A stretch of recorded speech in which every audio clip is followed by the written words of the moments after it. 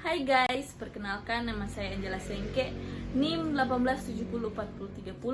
Dalam hal ini saya akan membuat video untuk memenuhi tugas saya dalam mata kuliah Epidemiologi Penyakit Reproduksi.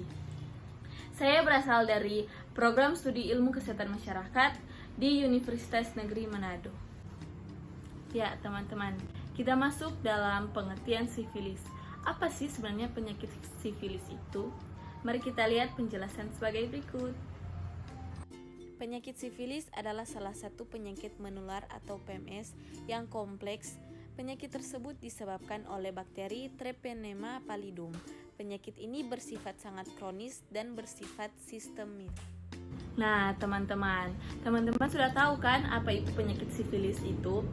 Dan yang kedua, kita akan masuk dalam riwayat alamiah penyakit sifilis. Riwayat alamiah penyakit sifilis yang pertama itu adalah masa inkubasi dan klinis.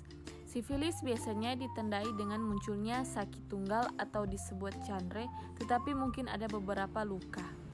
Dan yang kedua, masa laten dan periode infeksi.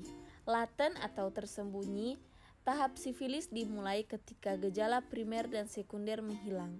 Tanpa pengobatan, orang yang terinfeksi akan terus memiliki sifilis meskipun tidak ada tanda-tanda atau gejala, infeksi tetap ada dalam tubuh. Nah, teman-teman, kita kan sudah melihat apa itu riwayat alamiah dari penyakit sifilis. Dan yang ketiga, kita masuk dalam tanda dan gejala dari penyakit sifilis. Tanda atau gejala dari penyakit sifilis terbagi menjadi 4 tahap, yaitu yang pertama, tahap primer. Pada tahap ini, luka yang tidak menimbulkan rasa sakit akan muncul di tempat di mana bakteri masuk ke dalam tubuh. Dan tahapan yang kedua adalah tahap sekunder. Tahap ini ditandai dengan ruam yang muncul selama 2-12 minggu setelah luka berkembang dan terkadang bahkan sebelum ia sembuh. Tahapan yang ketiga adalah tahap laten. Jika pengobatan masih belum tuntas atau tidak dilakukan sama sekali, maka akan masuk ke dalam tahap laten ini. Tahapan ini setelah seseorang terinfeksi dan ruam pada tahap sekunder hilang. Dan kita masuk dalam tahapan yang terakhir, yaitu tahap tersier. Jika tidak diobati, tahap akhir ini mungkin akan muncul dalam waktu dini, yaitu 1 tahun. Selain itu, tahap ini juga bisa muncul kapan saja seumur hidup. Tahap ini merupakan tahapan yang paling akhir, yang paling menular.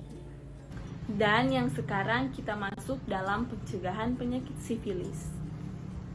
Pencegahan yang dapat kita lakukan yaitu yang pertama, berhenti untuk melakukan kontak seksual dalam jangka waktu yang lama. Dan yang kedua adalah menghindari alkohol dan minum obat-obat terlarang. Dan yang ketiga, memiliki satu pasangan tetap untuk melakukan hubungan seksual. Dan yang terakhir atau yang keempat, biasakan menggunakan kondom bila harus berhubungan seksual dengan orang yang tidak dikenal. Nah, teman-teman, kita kan sudah melihat apa itu tanda dan gejala dari penyakit sifilis. Dan sekarang kita masuk dalam pengobatan penyakit sifilis. Dan apabila ada teman-teman atau saudara-saudari yang sudah merasakan dari tanda dan gejala tersebut, segeralah melakukan pengobatan sebagai berikut. Pengobatan bagi sifilis primer dan sekunder.